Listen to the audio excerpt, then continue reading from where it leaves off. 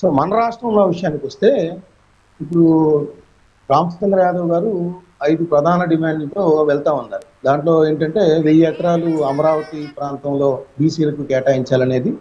రెండోది ఏంటంటే కులగణన, అంటే బీసీలకి ఎంత జనాభా ఉన్నారనేది ఖచ్చితత్వంతో కూడిన నివేదిక రావాలంటే కులగణన త్వరగా జరగాలి.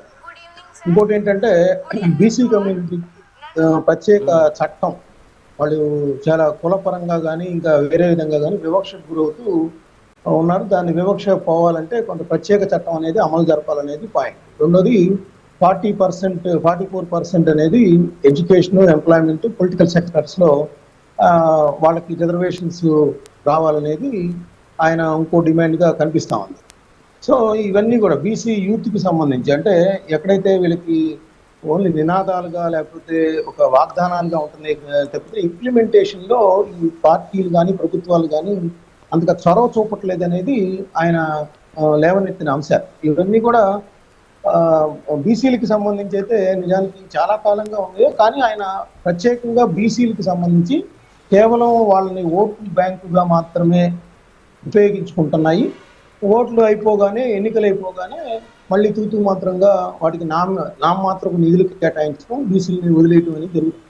ఇంకోటి చెప్తాను సార్, నేను అనేది ఏ పార్టీలు అనేది ప్రస్తావించింది కానీ చంద్రబాబు నాయుడు గారు ఇప్పుడు తెలుగుదేశం పార్టీ ప్రధానంగా చూసినట్లయితే 1983లో ఉన్నప్పుడు బీసీ కులాలకి సంబంధించి అత్యధిక ప్రాధాన్యత ఇవ్వడంతో వాళ్ళందరూ కూడా తెలుగుదేశం పార్టీ వైపు తరలి వెళ్ళిన పరిస్థితి కూడా మనం చూడవచ్చు. అసలు తెలుగుదేశం పార్టీకి ఎవరైనా అన్నారంటే ఎస్సీ ఎస్టీ గతంలో అంటే అనాదిగా కాంగ్రెస్ పార్టీకి ఓట్ బ్యాంక్ ఉంది. అదేవిధంగా బీసీలు మొత్తం కూడా గంపగొత్తగా తెలుగుదేశం పార్టీకి మొగ్గు చూపిన పరిస్థితి. అది మనకు 3 దశాబ్దాల పాటు అదే విధంగా కొనసాగింది.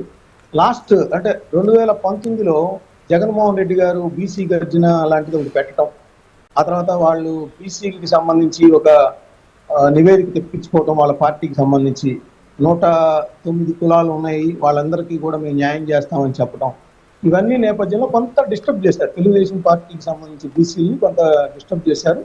ఆ తర్వాత వచ్చిన తర్వాత కూడా ఆయన 56 బీసీ కార్పొరేషన్లు కూడా పెట్టారు. సో అయితే నాయకత్వాన్ని